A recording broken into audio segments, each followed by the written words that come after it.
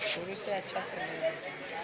अबे स्ट्रेट लेना, straight straight ऐसे हाँ सब आएगा एक एक तो करके, हाथ आस्ते आस्ते आस्ते आस्ते इसी से बढ़ाएगा। अबे उंगली मत हिला। चलिए ऐसे अबे ज्यादा फूल देख, मोटा मोटा देख।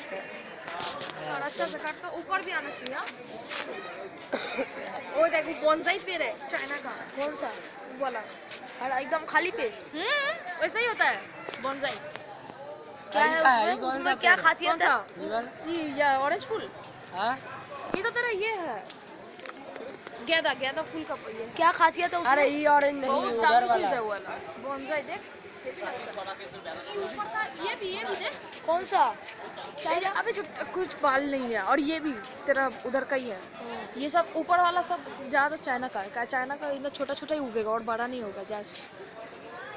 जस्ट है भी होता है लोग का दिखने में, जस्ट इतना ही बड़ा और नहीं। देख सुंदरता देख।